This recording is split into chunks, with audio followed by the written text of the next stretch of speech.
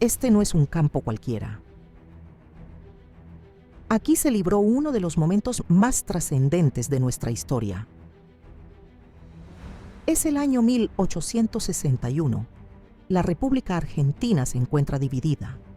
Por un lado, la Confederación, con capital en Paraná, que defiende la autonomía de las provincias y el legado federal. Por el otro, el Estado de Buenos Aires, separado desde 1852, decidido a imponer su supremacía política y económica sobre el resto del país. En la batalla lo que está en disputa fundamentalmente es un proyecto hegemónico de país. Y en esa disputa hay dos contendientes claros. La Confederación, que articula las provincias del interior, detrás del liderazgo de Urquiza, y el Estado de Buenos Aires, a través del Mitre. La disputa no es solo interna. Detrás se cruzan los intereses del comercio internacional, los puertos y la influencia extranjera sobre el Río de la Plata. La provincia de Buenos Aires, que nunca se va a querer acoplar a ese proyecto de confederación, muy celosa de los intereses de su aduana y sus propios intereses económicos y políticos. En este contexto, el 17 de septiembre, ambas fuerzas se enfrentan en las inmediaciones del arroyo Pavón. La Confederación, comandada por el general Justo José de Urquiza, despliega un ejército veterano. El ejército de Buenos Aires, bajo el mando del general Bartolomé Mitre, llega mejor equipado al campo de batalla. Lo que está en juego no es solo una victoria táctica, es la hegemonía política del país y el futuro del poder central. En este episodio de Línea de Contacto, analizaremos el contexto, la composición de las fuerzas, el armamento y las decisiones tácticas que definieron el desenlace de la batalla de Pavón, el combate que selló el destino de la Confederación y dio forma al Estado argentino moderno.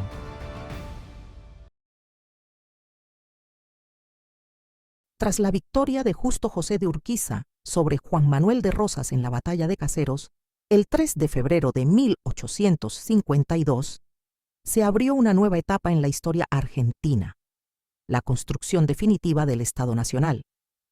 Pero el camino distaba de ser sencillo. El problema es que Buenos Aires quiere el poder de decisión y en la estructura y la estructura constitucional no impedía eso. Lo que lo impedía era la vida política, lo que lo impedía era el poder que tenía Urquiza, el ejército de Urquiza, los acuerdos que él con mucha dificultad armó con las provincias del interior, porque no le fue fácil. En un clima político inestable, los acontecimientos se precipitaron. Buenos Aires rechazó el Acuerdo de San Nicolás, base para la convocatoria del Congreso Constituyente, al considerar que lesionaba sus intereses. Reducía su representación legislativa, nacionalizaba la aduana porteña y otorgaba al director provisorio autoridad para emplear tropas de cualquier provincia. La crisis se profundizó con la renuncia del gobernador Vicente López y Planes. No se termina concretando esta intención de Urquiza porque Buenos Aires rechaza la Constitución y constituye un Estado aparte. Bueno, precisamente por esto, porque se ve como desplazada y ahí empieza todo un juego, porque en realidad la década es una década de separación que incluso tiene sus consecuencias en las representaciones exteriores. Las dos partes mandan representantes al exterior y se dicta la Constitución de Buenos Aires en el año 54, donde además Mitre pierde, porque Mitre sostiene que el Estado de Buenos Aires no puede declararse independiente como Estado independiente, sino que tiene que, internacionalmente hablando, y pierde. Ganan los otros, los que sostienen que Buenos Aires tiene que mantener su total autonomía. Pero esos son 10 años que, si bien están los separados y se están peleando entre sí, no cesa de haber negociaciones entre ellos. Están todo el tiempo conversando, idas, vueltas, y cada uno además opera en el interior. Buenos Aires rápidamente envía representantes al interior para ir incidiendo sobre las situaciones provinciales, porque Buenos Aires no es que quiera separarse del todo, aunque hay unas fantasías y algunos que lo dicen, incluso Mitre en algún momento dice que se vayan al diablo, nosotros hacemos un país aparte. En realidad ninguno quiere eso, lo que quieren es ser la cabeza política del nuevo Estado. Y eso es lo que finalmente logran. Urquiza, en su rol de director provisorio de la Confederación, interpretó estos acontecimientos como un desafío directo a su autoridad y denunció la influencia de demagogos porteños. Decidido a imponer el orden, intervino la provincia. Asumió la gobernación, disolvió la legislatura, clausuró la prensa opositora, arrestó y exilió a referentes liberales como Bartolomé Mitre, Valentín Alsina y Dalmacio Vélez Sarsfield, ocupó militarmente la ciudad y restituyó a Vicente López y Planes como gobernador de Buenos Aires. La reacción porteña fue inmediata. El 11 de septiembre de 1852, aprovechando el viaje de Urquiza a Santa Fe para inaugurar el Congreso Constituyente, estalló una revolución en Buenos Aires. López y Planes fue nuevamente depuesto.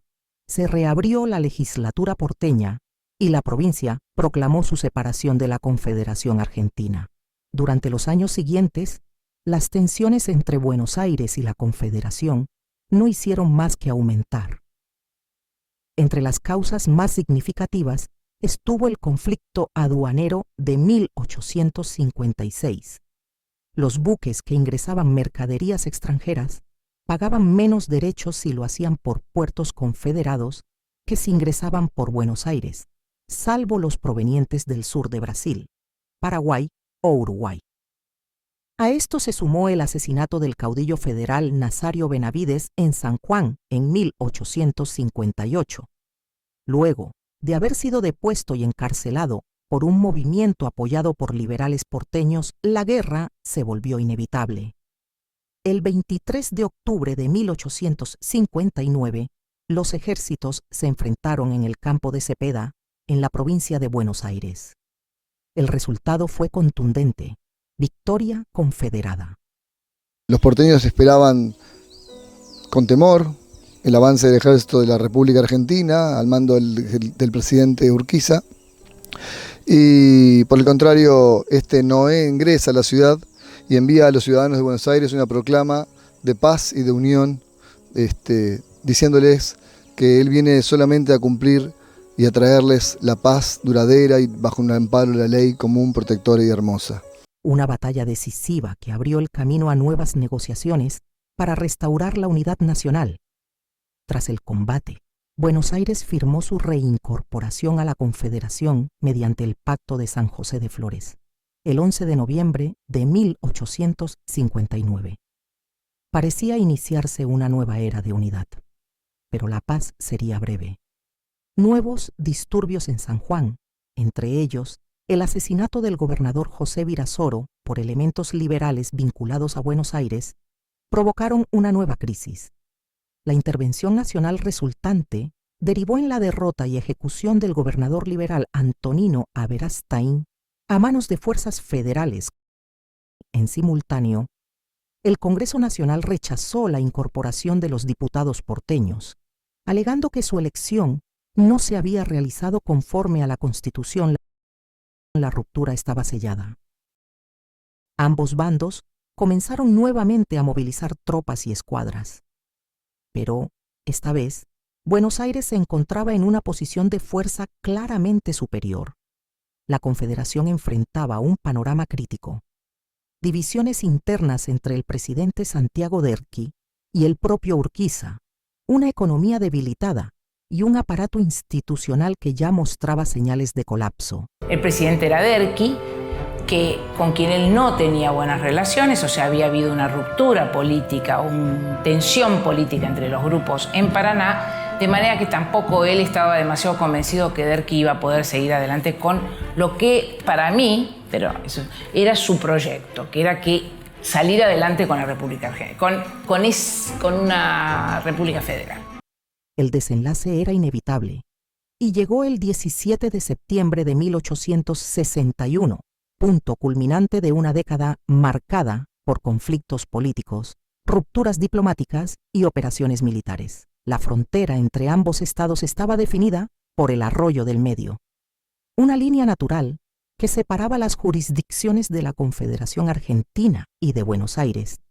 En esa franja de terreno, las actividades militares eran constantes.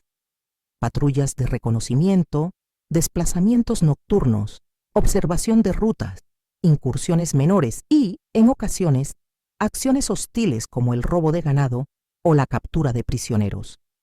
La guerra, aunque no declarada, ya se vivía en los márgenes.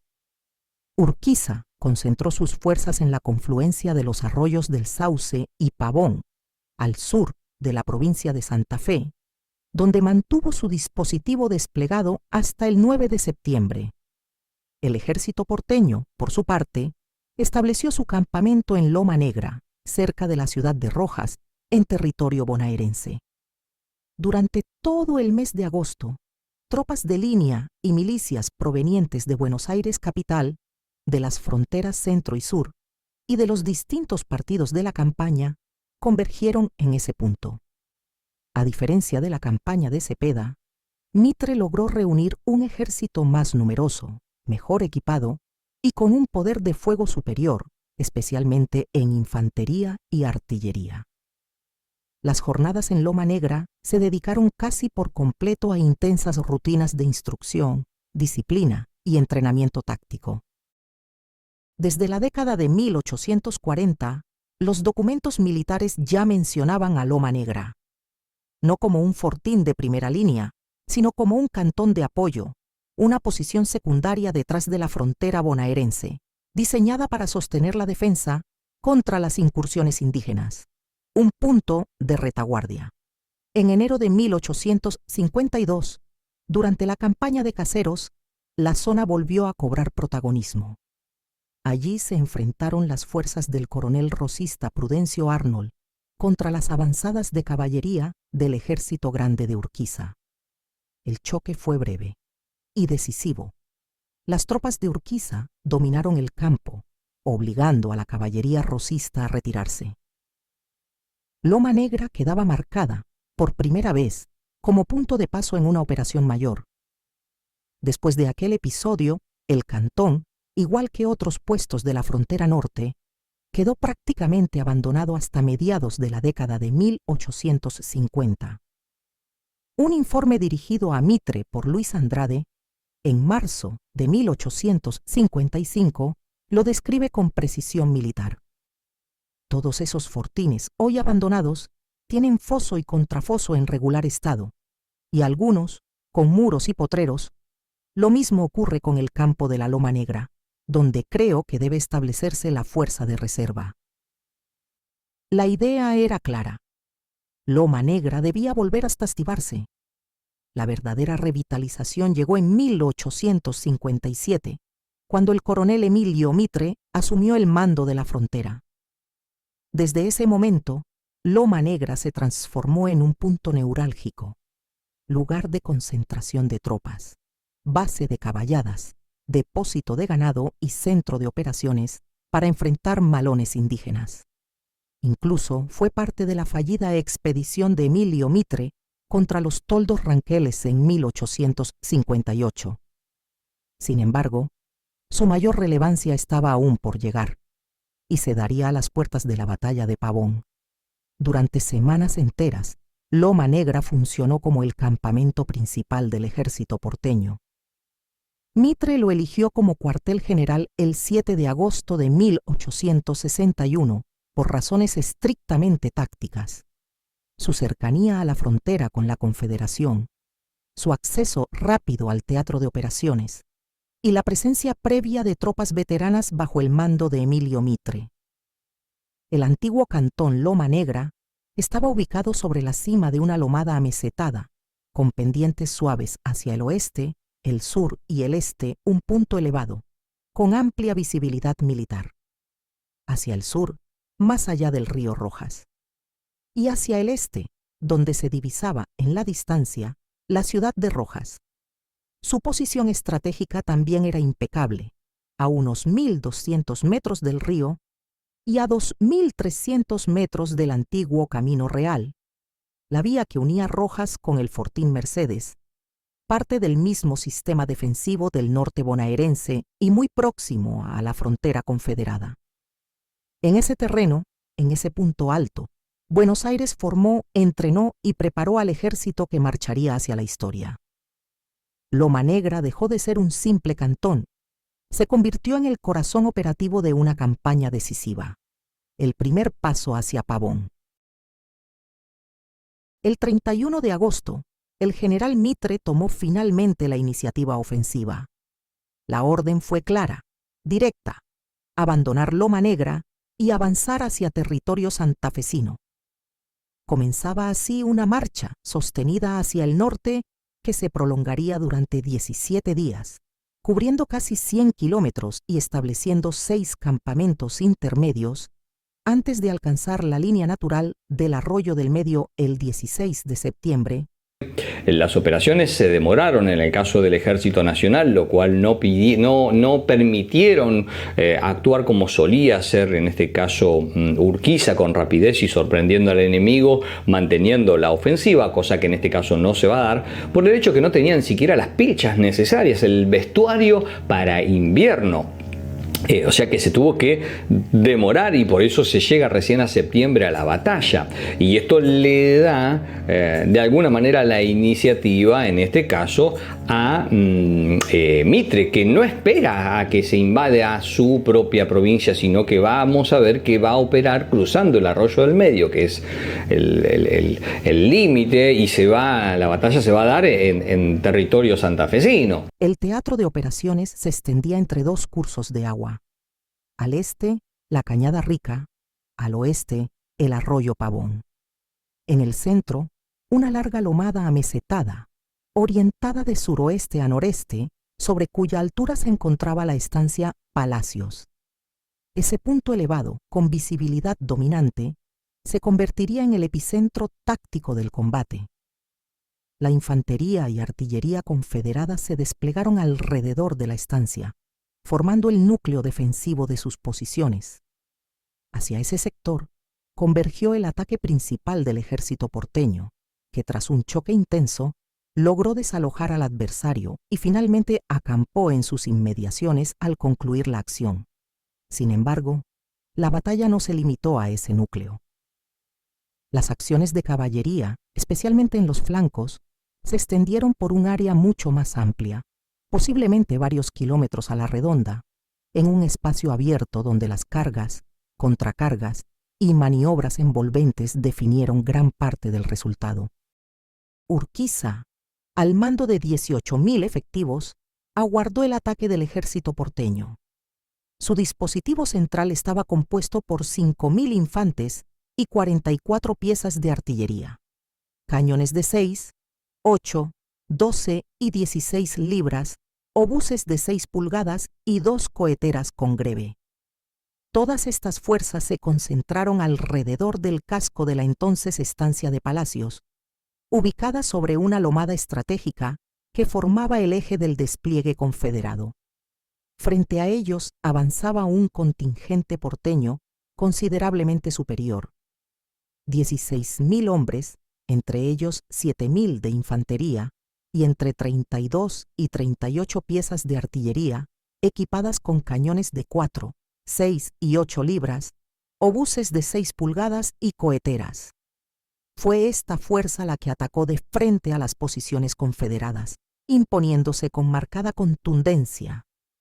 El estado de Buenos Aires avanzó desde el sureste, subiendo hacia la cima de la lomada donde se encontraba la estancia, defendida por la infantería y la artillería federal, con unidades de caballería en reserva. El ascenso porteño fue recibido con un fuego denso de artillería y fusilería. Los hallazgos arqueológicos del campo, principalmente proyectiles esféricos de plomo, confirman la magnitud del combate.